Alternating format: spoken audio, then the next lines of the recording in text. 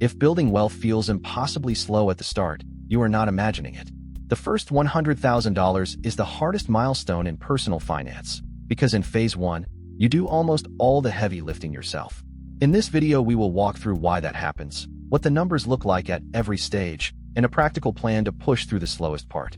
100,000 is not rich by any modern standard, but it is the point where compounding starts to feel real. Below that line, your portfolio is small, your returns are modest, and progress depends almost entirely on how much you save each month. Cross that line, and the same percentage return produces meaningfully more dollars. Finance educators call this the wealth hinge. Miss it early, and you stay stuck. Push through it, and the path ahead accelerates. Think of wealth building like climbing a mountain when you can barely see the summit. From zero to your first 10,000, every dollar is earned income that you chose not to spend. There is no portfolio working for you yet. You are the engine. You are the source of capital. And that is exhausting, which is exactly why so many people quit before the curve bends upward. At 10,000 invested, a strong 10% year adds $1,000.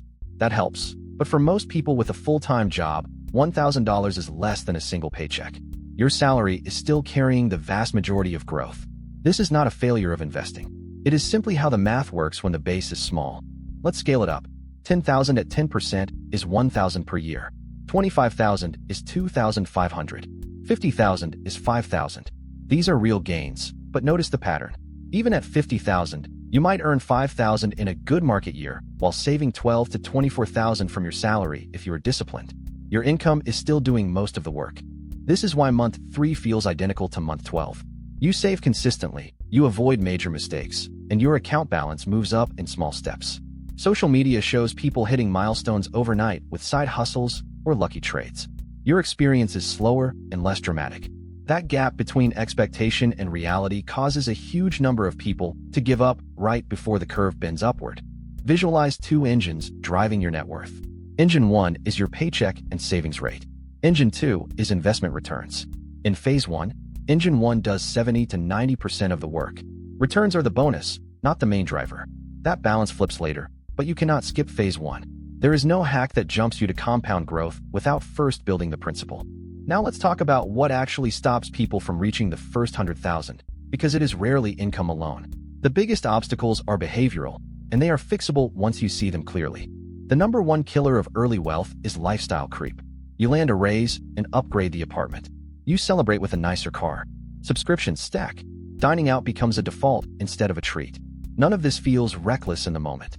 But every permanent increase in spending is a permanent decrease in what you can invest. The goal in phase 1 is not deprivation. It is holding lifestyle steady while income rises. The raise trap works like this. You earn $60,000 and saved $6,000 a year, a 10% rate. You get promoted to $75,000 and save $7,000. You save more dollars, but your rate actually dropped because spending absorbed the rest. The people who hit 100K fastest do the opposite. They bank raises. Same apartment, same car, higher automatic transfer on payday.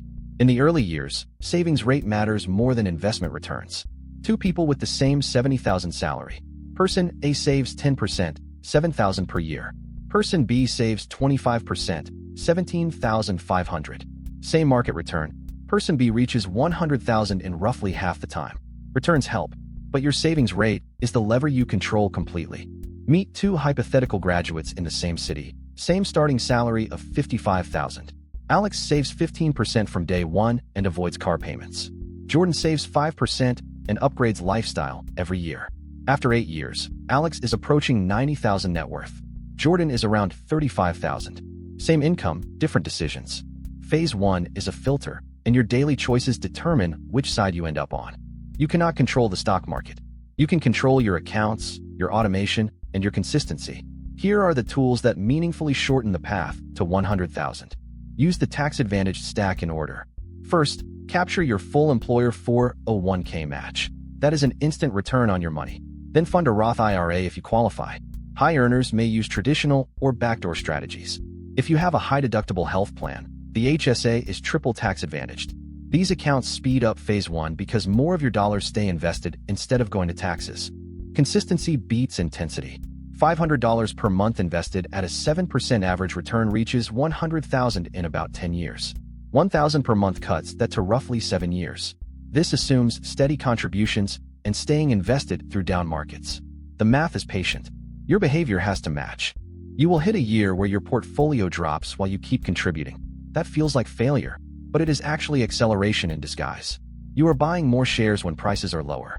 The investors who quit during phase 1 usually do it during a drawdown, right before their contributions matter most. Staying the course during volatility is one of the highest return decisions you can make. Side income can shorten phase 1 dramatically if it goes straight to investments, not lifestyle. An extra $500 per month from freelancing, overtime, or a small business adds $6,000 per year. Over 5 years, that is $30,000 plus growth. The rule is simple. Treat side income as investment fuel. If it hits your checking account and disappears, it did not help your net worth. Use realistic return assumptions. 7% average for a diversified portfolio is a common long-term number. Some years are negative 15%, some are plus 25%. Planning on 40% sets you up to quit when reality normalizes.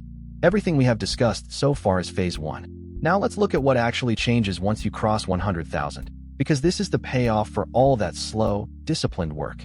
At 100,000 invested, a 10% year produces $10,000. If you are saving $12,000 per year, returns are now close to matching your contributions. That is the hinge. The portfolio begins pulling its own weight. You are no longer the only engine, and that shift is felt immediately in how fast your net worth grows. The second 100,000 often takes less time than the first. The third can be faster still. This is compound growth plus higher income as your career advances. Same percentage, larger base, larger absolute gains. People who quit during phase 1 never experience this acceleration. People who push through feel like a switch flipped, even though the math was always linear. At 100K, 10% is $10,000 per year. At 200K, it is $20,000. At 500K, it is $50,000 from returns alone in a typical year. You did not change your investment strategy. The base grew, so the dollars grew. This is why wealthy people seem to get wealthier faster. The same percentage on a larger number produces a larger result. From 100K to 1 million sounds distant, but you are past the hardest psychological barrier. The habits that built the first 100,000 are the same habits that build the rest. Keep doing what worked and let time do its job. Before we close, 5 mistakes that delay the first 100K. Never starting because the goal feels too far away. Lifestyle creep that eats every raise. Pausing contributions during market downturns. Keeping too much in cash waiting for the perfect moment. And leaving free employer match or tax advantage space on the table. Each one is common. Each one is avoidable. Here is your action plan. 1. Set up automatic monthly investing. Remove willpower from the equation. 2. Increase your savings rate with every raise before you feel the extra income. 3. Capture your full employer match at minimum. 4. Keep 6 months of expenses in cash. Invest everything beyond that. 5. Measure progress yearly, not weekly.